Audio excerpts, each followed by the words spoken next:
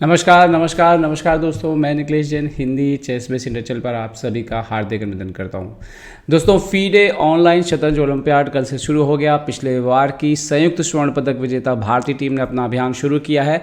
भारत ने पहला मैच में जो है मिस्र को मतलब इजिप्ट को 6-0 से पराजित किया है। इसके बाद भारत को जो है फ्रांस से 3-3 से ड्रॉ खेलना पड़ा और उसके बाद भारत ने तीसरा मैच जो है स्वीडन से 4-2 से जीत लिया। तो कुल मिलाकर के मिली जुली शुरुआत रही, लेकिन अच्छी शुरुआत कही जाएगी क्योंकि भारत जो है अभी रैंकिंग में दूसरे स्थान पर जो है वो बना हुआ है और आज अजरबैजान से मैच खेलना है। बहुत सारे आने वाले जो 2 दिन हैं वो तय करेंगे कि भारत किस स्थान पर इस अंक तालिका में फिनिश करेगा।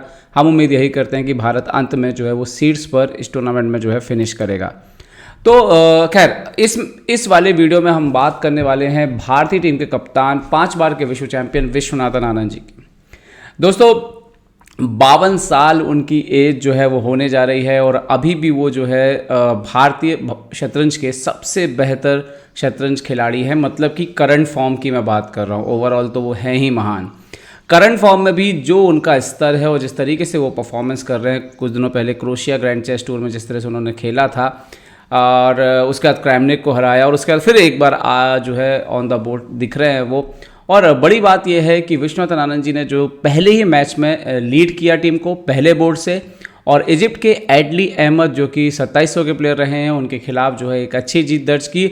और देखते हैं इस मुकाबले को कि क्या कुछ हुआ इस मुकाबले में। आनंद जी सफ़ेद मोहरों से खेल रहे थे, शुरुआत हुई E4 की और यहाँ पर अहमद ने जवाब दिया C6 करके। ओके, कारोकान ओपनिंग आनंद जी के लिए भी इसमें जो उनका नॉलेज जो है वैसे ही बहुत अच्छा खासा है। Okay, D5 E5 bishop F5 खेला एडली ने। So now night F3 E6 bishop E2, ये तो मेन लाइन है, काफ़ी जो है खेली जाती है। Night D7 castle, night E7, यहाँ पर आनंद जी ने C3 किया तो यहाँ पर H6 ताकि बिशप G5 जैसी चालों को रोका जा सके। और यहाँ पर आनंद जी जो लाइन चुनते हैं वो थोड़ी सी कम खेली जाती है, वो है A4। A4 का आइडिया डेफिनेटली यही है कि कभी भी जो है एक तो ब्लैक जो है वो क्वीन साइड से जो स्पेस गेन करता है कारोकान में, वो करना जो है उसके लिए आसान जो है वो ना रहे।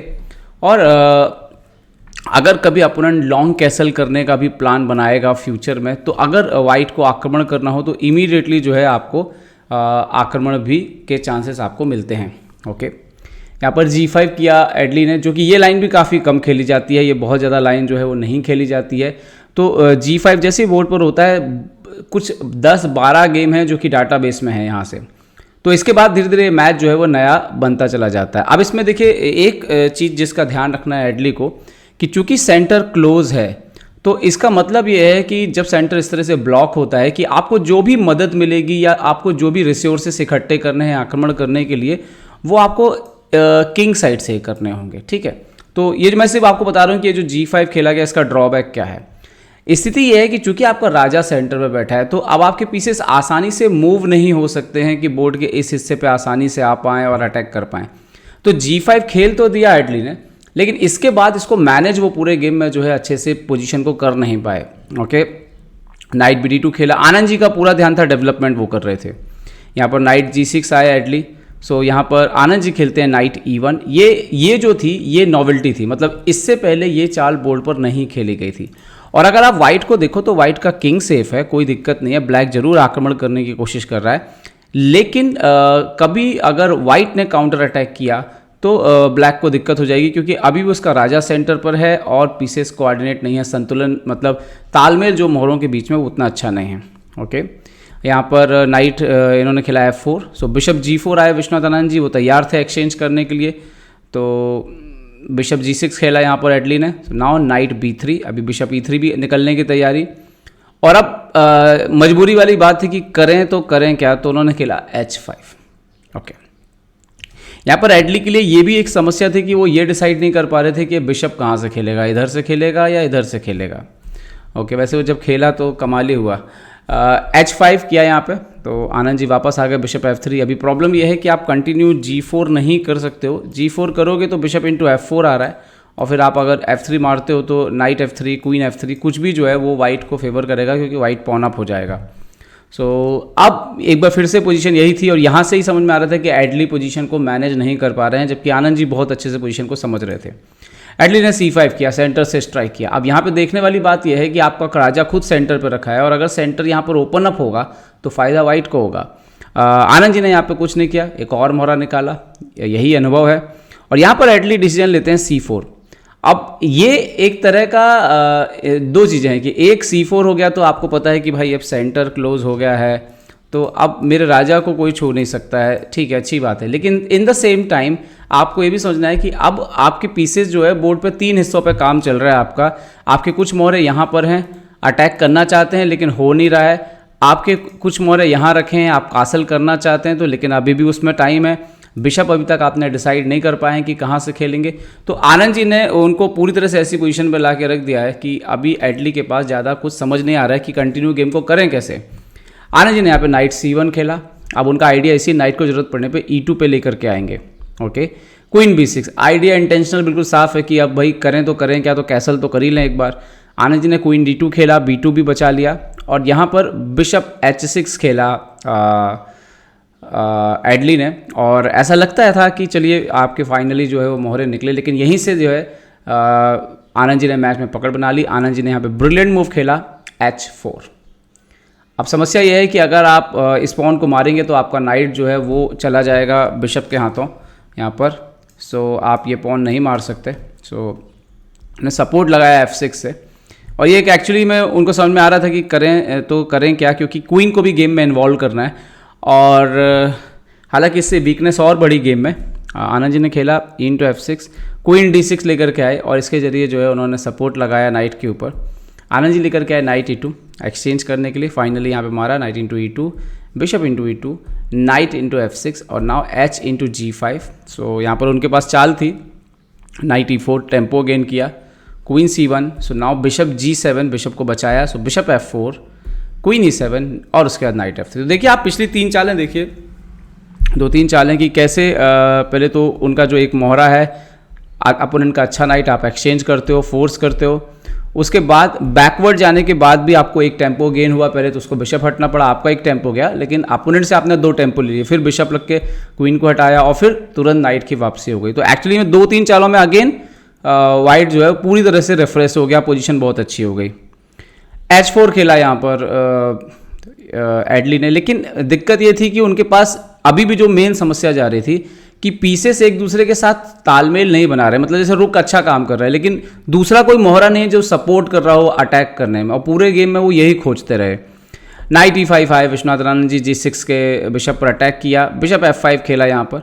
नाउ बिशप F3 और फाइनली जो है लॉन्ग कैंसिल कर लिया एडली ने। मतलब आनंद जी ने खेला क्वीन E3 और अभी थ्रेट रहेगा इवन बिशप E4 का, F3 का। यहाँ पर बिशप E5 मारा काफ़ी सोचने के बाद एडली ने, उन्होंने जो भी विचार किया हो। बिशप E5, रुक H8 और उनकी तैयारी थी कि जरूरत पड़ने पे F6 पे एक्सचेंज लिया जा सकता है, वही हुआ मैच में। आनंद जी ने बिशप E4 मारा, बिशप E4 और आप देख सकते हो कि वाइट पॉन अप है। अगर ब्लैक कुछ नहीं करेगा तो और दूसरा ये भी दिक्कत है कि देखिए ये जो पॉन है ना वो भी कभी ना कभी मर जाएगा। तो अगर ब्लैक इसमें कुछ क्रिएट करने की कोशिश ना करे तो वैसे ही गेम चला जाएगा। तो F3, bishop F5, bishop F6 allow किया यहाँ पर एडली ने जानबूझ के, ताकि वो एक्सचेंज दे सकें, पॉन वापस ले सकें और जो पॉन H4 पे उसको प्रोटेक्ट कर सकें। तो 2 पॉन डाउन होने से अच्छा एक्सचेंज डाउन होकर के थोड़ा सा कुछ प्रेशर बनाया जाए किंग साइड पे। क्वीन F4 खेला आनंद जी ने, रुक G8। तो थोड़ा सा ऐसे यहाँ पर अटैक आता हुआ नजर आया, क्योंकि जब आप एक्सचेंज करेंगे तो आप देखिए कि यहाँ पर एक्सचेंज, यही एडली का शायद पर्पस था कि उनके पास ऐसा लगता है कि ये 3 पहली बार गेम में उनके पीछे थोड़ा तालमेल में नजर आए। लेकिन तब तक आनंद जी को पता था कि गेम कैसे निकालना है। उन्होंने खेला रुक F2, किंग D7 आया। आनंद जी ने किया यहाँ पर A5। नाउ इन्होंने खेला queen G7। Now queen H4, रुक H8, क्वीन F4। यहाँ पर मेट लगाई उन्होंने H1 पे, वापस आ गया रुक F1। नाउ रुक G8 वापस आए, तो ज़्यादा कुछ था नहीं एडली के पास। और अब यहाँ पर आनंद जी खेलते हैं रुक Fe1, किंग के लिए भी जगह बनाई भागने की। And now bishop D3। तो आनंद जी ने खेला किंग F2, आइडिया रुक H1 और यहाँ पर वो खेलते हैं बिशप F1। अब ये ना जो मतलब एक सेक्रीफाइस है, गेम ऐसे भी कंटिन्यू किया जा सकता था, क्वीन G7, G4, रुक F8, करके। लेकिन मैच में उन्होंने बिशप F1 दिया, आनंद जी ने किंग इंटू F1 मारा। अगर रुक इंटू F1 मारते शायद इसीलिए दिया गया था, थोड़ा कुछ कॉम्प्लिकेशंस होते जैसे किंग E1, फिर रुक इंटू G2, क्वीन E3, सो क्वीन B2, रुक D1। ये भी वाइड विनिंग है लेकिन ये कॉम्प्लिकेटेड हो जाएगा, है ना।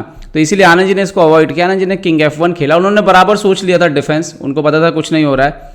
Check I, queen H1, king F2 गए पहले, रुक G2 चेक आई, so queen E3, queen H7 check, queen D3 आ रहा है, सो रुक D1। यहाँ पर क्वीन C2 आए, और जैसे ही क्वीन C2 आए इसके अलावा कोई चेक तो कहीं से आ नहीं रही थी, और फिर आनंद जी ने चेक का सिलसिला शुरू कर दिया। Queen F7 check, king D8, king F4, रुक के लिए रास्ता खुला E6 तक के लिए। क्वीन F2 चेक भी नहीं दे पा रहा था यहाँ पर ब्लैक, यही बात थी गेम में। और आनंद जी ने खेला queen F6, king C7, queen E7, king C6 और रुक इंटू E6 चेक। और इसके बाद ये जो है नेक्स्ट मूव में मात लगी हुई थी। देखिए आपके पास ऑप्शन नहीं है, यहीं जाना होगा, और उसके बाद क्वीन B4 से जो है वो चेकमेट हो जाएगी। तो एक बढ़िया गेम विश्वनाथ आनंद जी ने पहला ही गेम जीता। जब आपका कप्तान पहला मैच पहले बोर्ड पर जीते आपके लिए, तो उससे टीम के कॉन्फिडेंस में फ़र्क पड़ता है। अच्छी बात है कि आनंद जी अच्छे फॉर्म में नजर आए। इसके बाद दूसरा मैच जो है उन्होंने फ्रांस के एटीने बैकक्रॉट के खिलाफ ड्रॉ भी खेला, वो भी मैच अच्छा था ब्लैक पीसेस से। तो अच्छी बात यह है कि आनंद जी ने पहले दिन 3 में से 2 मुकाबले खेले, अच्छी लय में नजर आए, और अगर यही फॉर्म बना रहता है तो भारत जो है वो अपने स्वर्ण पदक के रास्ते पर लगातार यूं ही चलता रहेगा। दोस्तों उम्मीद करते हैं कि वीडियो आपको पसंद आया होगा। पसंद आया तो लाइक, शेयर और सब्सक्राइब करना ना भूलें। देखते रहिए chess base India. Chess base India के लिए मैं निखिलेश जैन। जय हिंद।